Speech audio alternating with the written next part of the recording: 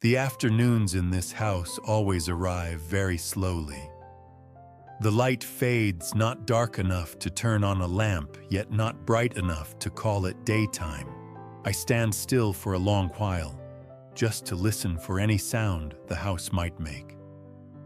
But it is not silent in an empty way. It is silent as if it is holding many things inside.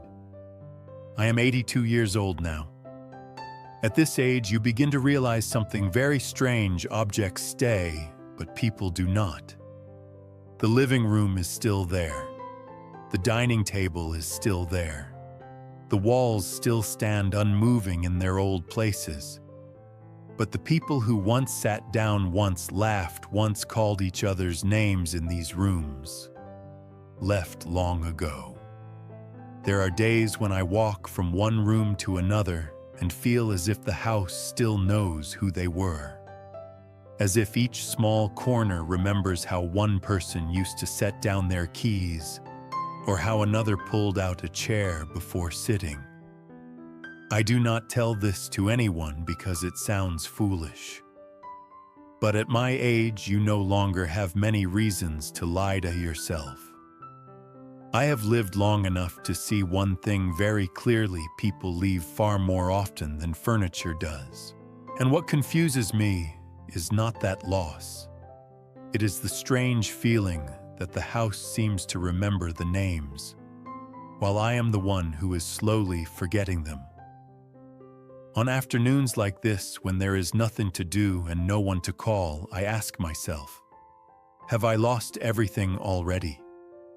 Or is it simply that I no longer stand in the old place within this story? When I was young, I firmly believed one simple thing: this house was mine. I worked many years to buy it, to repair every corner, to build each shelf.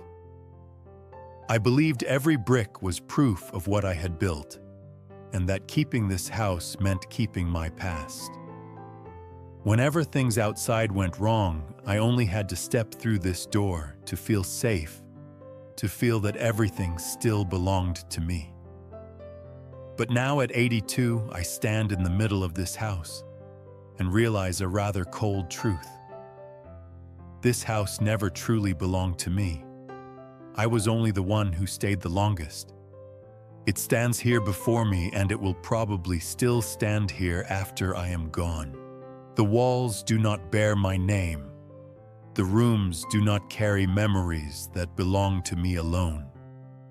I once thought that keeping the house meant keeping the people inside it, but the house stays still while the people who once made it alive have left one by one.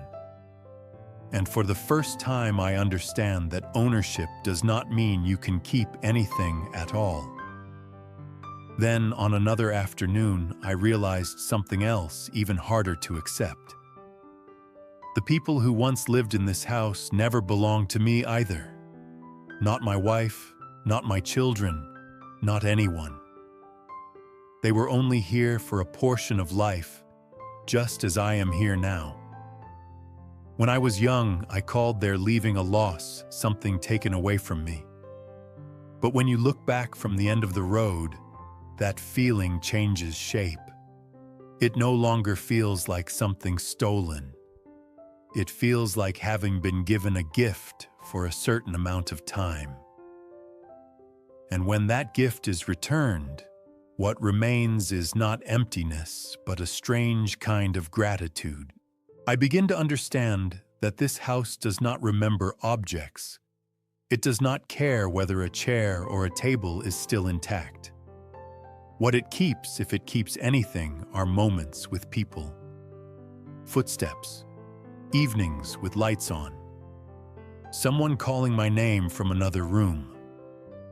Thinking this way does not make the pain disappear, but it softens it. It becomes a beautiful pain because it proves that something very real once happened here. And then I realize something else, something that surprises me.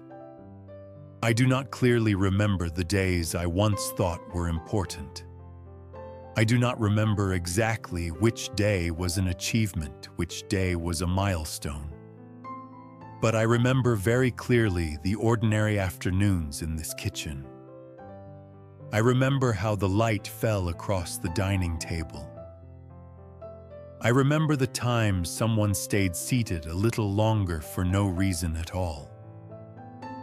At the time, no one named those moments. They were not photographed, not marked. But now, as the house grows emptier, they are the clearest things of all. I understand that a house does not store events. It stores rhythms of living. And those rhythms are always small, always quiet. The very things I once overlooked, once considered ordinary, are what stay the longest in my memory. In the end, when there is no one else left in the house, I am forced to stay with myself.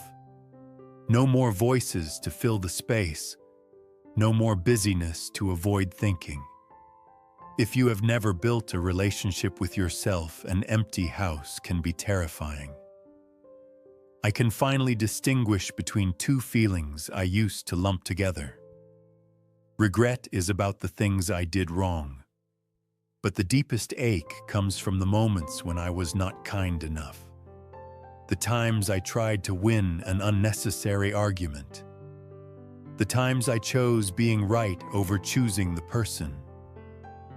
When there is no one left to speak to, right and wrong become meaningless. And in that silence, I begin to suspect one very painful thing. Perhaps what makes this house so silent is not because others have left. After a long time sitting in this house, I began to understand something I had never considered before. Perhaps the house does not remember anyone at all. It is not trapped in the past, the way I once imagined. It is simply a place through which too many stories have passed, and I am the one who has stayed long enough to hear their echoes.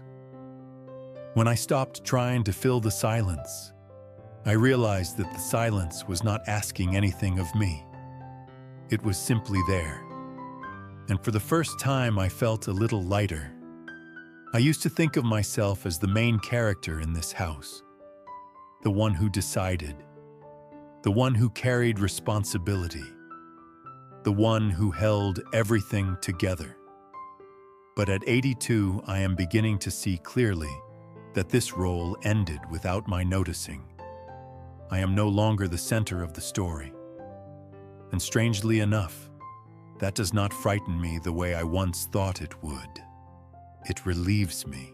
I feel like someone standing at the edge, looking back at what has happened with a gentleness I did not have before.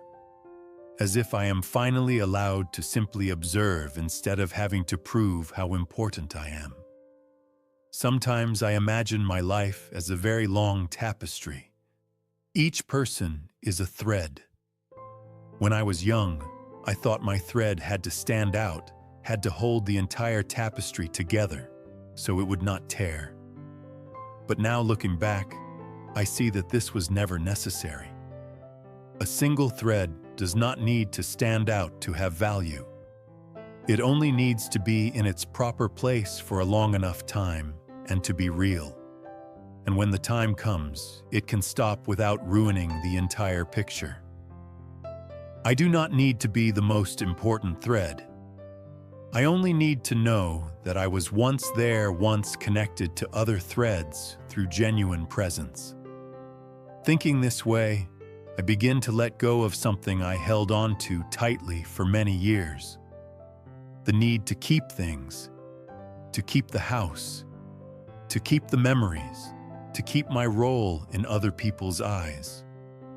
I realized that I was more afraid of being forgotten than of losing anything. But the truth is, being forgotten does not hurt the way I imagined. What hurts more is living an entire life without daring to let go. When I allow myself to loosen my grip, this house does not become emptier. It becomes calm. And in that calm, I feel gratitude. Gratitude for having lived here, not merely existed. I begin to understand that what remains is not the house, not the furniture, not these walls. What remains is the fact that I truly lived in these rooms, that I once sat down, once listened, once stayed a little longer even when I did not know that moment would matter so much. No one needs to remember it. No one needs to retell it.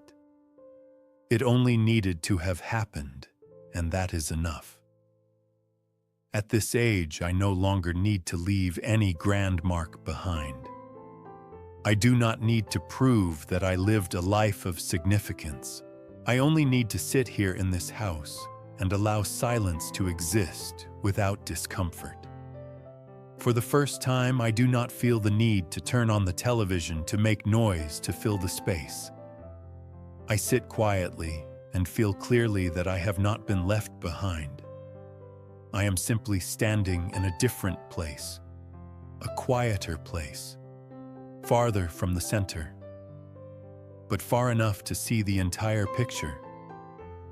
And in that moment, I understand that perhaps reaching the end of life is not about holding on to more things.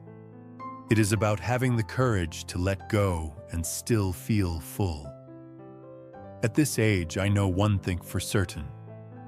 I do not have much time left to live my life in a different way. Not to fix everything and not to become someone else. There are simply not enough years left to keep postponing the realization of what truly matters. So if you are listening to me now, I want to ask you one very simple question. What does the house in your life remember? Not a house of bricks and walls, but the place that brings you back most honestly to yourself. What voices does it hold? What presence, or perhaps only silences that have never been named? Do not wait until that place has been quiet for too long before you begin to ask. Do not wait until the chairs are empty, until the doors are no longer opened as often, to realize what once made it warm.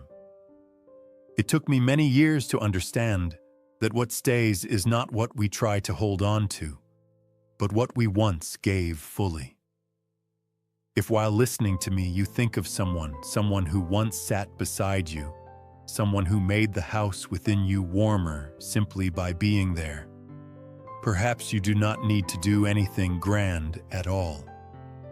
You can simply share this with them, as a very quiet way of saying that you still remember. And if you wish, leave a few lines here. They do not need to be profound, just true. What is something in your life, however small, that you believe will stay the longest? Perhaps an afternoon, a voice, a habit that once seemed unimportant. I will read them. And perhaps in the quiet of this house, those answers will make it feel a little less empty.